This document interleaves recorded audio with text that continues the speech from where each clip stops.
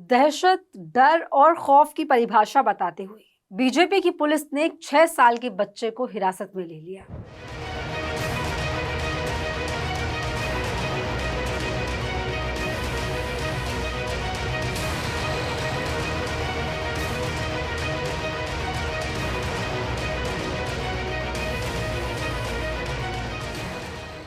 नमस्कार, मैं हूं आपके साथ मुबश्शरा परवीन और आप देख रहे हैं आर्टिकल 19 इंडिया।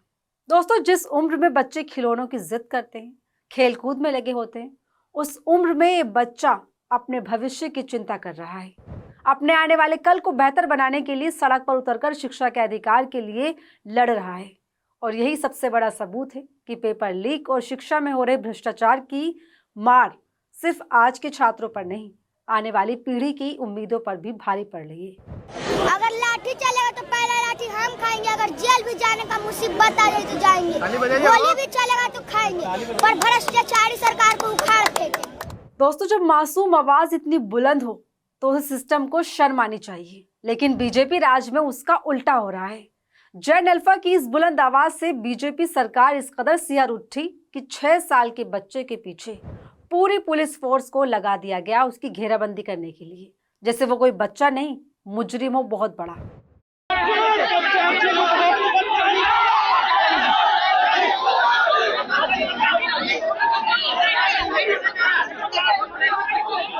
पटना में शिक्षक भर्ती को लेकर चल रहे छात्र आंदोलन के बीच पहली कक्षा में पढ़ने वाले आदित्य भी अपनी मां के साथ प्रदर्शन में पहुंचा।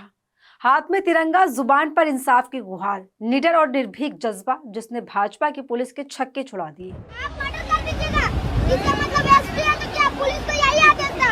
आप लोग के पास कंट्रोल करने के लिए जगह नहीं मिल रहा था तो यही मिल रहा था। 6 साल का आदित्य बिना डरे बिना झिझके पुलिस अधिकारी से भिड़ गया। क्यों? क्योंकि बिहार पुलिस ने प्रदर्शन के दौरान छात्रों पर लाठीचार्ज किया, उन पर पानी की बौछार की, लाठियां बरसाई, दौड़ा दौड़ाकर पीटा, घसीटा गया, उनको जमीन पर लौटाया गया, जो आदित्य को नागवार गुजरा और सिस्टम को आदित्य का निडर अंदाज नागवार गुजरा। लिहाजा छात्र प्रदर्शन को छोड़ सम्राट चौधरी की पुलिस एक बच्चे को हिरासत में लेने की कवायद में जुट गई और देखते ही देखते ये बच्चा बिहार छात्र आंदोलन का सबसे चर्चित चेहरा और जागरूक जैन अल्फा बन गया, जिसने बिना डरे पुलिस अधिकारियों को वो करने दिया जो वो करना चाहते थे। सोचिए, 6 साल के बच्चे पर पुलिस बल का प्रयोग करने वाली सरकार कितनी कायर है और कितना कायर है देश का मीडिया, जो टीवी चैनलों पर बैठकर इन छात्रों के आतंकवादी और नक्सलवादी कनेक्शन ढूंढता है। कितना कायर है देश का प्रधानमंत्री, जो बच्चों को भटका हुआ बताकर उनकी आवाजों, आलोचनाओं और सवालों को हवा में उड़ा देता है। हम लोग डरने वाले नहीं है, भ्रष्टाचारी सरकार को उखाड़ फेंकेंगे। निकलो मकानों से, जंग लड़ो बेईमानों से। आदित्य की इसी तेवर से डरपोक सरकार डर गई और ऐसे डर गई कि उठाकर थाने ले गई। और तानाशाही देखिए साहब, बच्चे को बिना किसी जुर्म और गुनाह के इस लोकतांत्रिक देश में करीब 5 घंटे तक थाने में बैठा कर रखा। वाह रे वाह सरकार, तेरे क्या कहने कि बचपन में गलतियां होती हैं और बचपन में गलतियों से सुधरने का अवसर भी होता है। ये दिमागी नक्सल मौके की तलाश में है। हाँ मेरे देश के हुक्मरान, आपने बिल्कुल सही कहा। ये 6 साल का बच्चा आदित्य वही दिमागी नक्सल है जिसका जिक्र आपने लाल किले की प्राचीर से किया। हाँ, ये वही दिमागी नक्सल बच्चा है जो बचपन में गलतियां कर रहा है। सिस्टम को चुनौती देने की गलती, भ्रष्ट सरकारों को उखाड़ फेंकने की गलती। ये 6 साल का बच्चा उस मौके की तलाश में है जब देश में बिना भ्रष्टाचारी और लाचारी की शिक्षा का परचम लहरेगा। हम इसीलिए पुलिस को पकड़े थे कि हमको जवाब चाहिए कि आदेश किसने दिया था। ये माथा फट गया, छात्र का आंदोलन हो रहा था तो क्या ये 7वीं फेल मुख्यमंत्री से एक बच्चा भी नहीं संभलता। फिलहाल आदित्य ने तो कमाल कर दिया। तो चलिए अब आपको बताते हैं कि 56 इंची वाले प्रधानमंत्री और इस सिस्टम की हकीकत आखिर है क्या, जहां किसे डिटेन किया जाता है, किसे दिमागी नक्सल की श्रेणी में रखा जाता है और किसे सम्मान दिया जाता है। ये तस्वीरें देखिए बीजेपी शासित राज्य राजस्थान की, जहां एक छोटी सी बच्ची को सिर्फ इसलिए डिटेन कर लिया गया क्योंकि वो सरकार से सवाल कर रही थी। ये प्रदर्शन में आई हो क्या बेटा? लेकिन इतने पर भी बच्चे की भोली मुस्कुराहट इस निकम्मे और नकारा सिस्टम पर भारी पड़ रही है। ये बताइए, गरीब के बच्चे पढ़े कि महंगाई के बच्चे? चलिए अब जरा इन तस्वीरों को देखिए और पूछिए इस डरपोक सिस्टम से, सरकार से, कि इन्हें क्यों डिटेन नहीं करते।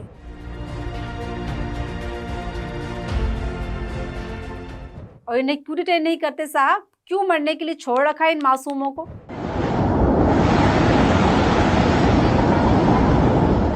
अब जरा इस तस्वीर को गौर से देखिए। योगी आदित्यनाथ का कलेजा कितना गदगद हो रहा होगा इनको भीख मांगते देखकर, जिन्हें वो बड़े प्यार से भीख देकर अपनी सत्ता का प्रदर्शन कर रहे हैं। कर लीजिए इन्हें डिटेन। क्यों स्कूल नहीं जाते ये बच्चे? क्यों भीख मांगते हैं? क्यों घूमते हैं सड़कों पर? जिन्हें मतलब नहीं सत्ता, सियासत और समाज से। क्यों? क्योंकि इनके बस सिर्फ इतना सा उद्देश्य है इनका कि इनको अपनी भूख मिटानी है, इसके अलावा और कुछ भी नहीं।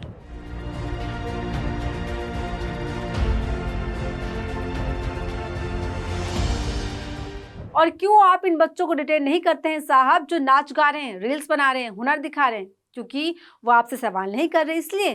क्योंकि वो आपसे शिक्षा का हिसाब नहीं मांग रहे इसलिए? क्योंकि वो आपकी कुर्सी को नहीं हिला पा रहे इसलिए? आखिर वजह क्या है कि आप इन बच्चों को हिरासत में नहीं ले पा रहे? क्योंकि साहब आप जानते हैं कि आपको दिक्कत नाच गाने वाले भीख मांगने वालों से है ही नहीं। आपकी रूह कांपती है उन जेंजी और जेन अल्फा से जो आपके नकारेपन और निकम्मेपन का भंडाफोड़ करते हैं। तभी तो वो दिमागी नक्सल और आतंकवादी कहलाए जाते हैं, जो मौकों की तलाश में बैठे हैं। दिमागी नक्सल मौके की तलाश में है। साहब मौके कौन से?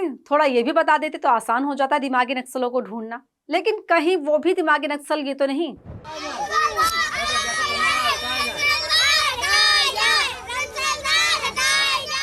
या फिर ये तो नहीं।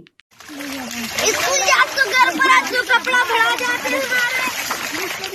या फिर ये तो नहीं। अगर आपके बच जाते तब भी आप यही सुविधा रखते क्या? या फिर ये बताइए कौन से दिमागी नक्सल? और ऐसे न जाने कितनी सारी तस्वीरें हैं जिन्हें आप दिमागी नक्सल तो कह सकते हैं, लेकिन डिटेन कितने बच्चों और बच्चों को करोगे? क्योंकि आपसे उम्मीद इससे ज्यादा की और है भी नहीं। लेकिन इतना तो तय हो चुका है कि बीजेपी की तानाशाही का अंत अब बेहद करीब है, जिसकी नजीर है ये 6 साल का बच्चा आदित्य कुमार, जिस पर भ्रष्ट सिस्टम और भ्रष्ट सरकार की इतनी हिम्मत नहीं कि इस छोटे से बच्चे के सवालों का जवाब दे सके। इसके बजाय इसे डिटेन करके अपनी कायरता और बेशर्मी की एक ऐसी नजीर पेश की जो इतिहास के पन्नों में दर्ज हो चुकी है कि देश में एक ऐसी डरपोक सरकार आई थी जो 6 साल के बच्चे के बोलने से डर गई थी। बताते चले, पटना में छात्रों के आंदोलन में हिम्मत और हौसलों की मिसाल बने आदित्य कुमार पटना के पुनाई चौक इलाके में एक किराए के मकान में रहता है। इसके परिवार की आर्थिक स्थिति बेहद सामान्य है। पिता मजदूरी करके घर चलाते हैं, जबकि माँ दूसरों के घरों में झाड़ू पोछा करके अपनी जिंदगी गुजारती है। लेकिन आदित्य की शिक्षित सोच और बाबा साहब के लिखे संविधान के प्रति जागरूकता उसके सुनहरे भविष्य की कहानी बताती है। खास बात यह है कि 6 साल का आदित्य अपने स्कूल बैग में भारतीय संविधान की किताब लेकर घूमता है। मिली जानकारी के मुताबिक आदित्य अभी तक संविधान के 80 पेज पढ़ चुका है और आगे भी पढ़ रहा है। आदित्य को देश दुनिया की खबरों में काफी दिलचस्पी रहती है, जो सिस्टम और सियासतदानों से इत्तेफाक नहीं रखती, और यही वजह रही कि आदित्य को डिटेन कर लिया गया। लेकिन फिलहाल पटना की सड़कों पर अपने हक की लड़ाई लड़ रहे छात्रों के बीच जब नन्हे आदित्य कुमार ने बेखौफ होकर अपनी बातें रखी, उसने सिर्फ वहां मौजूद लोगों की नहीं बल्कि पूरे देश का ध्यान अपनी तरफ खींच लिया।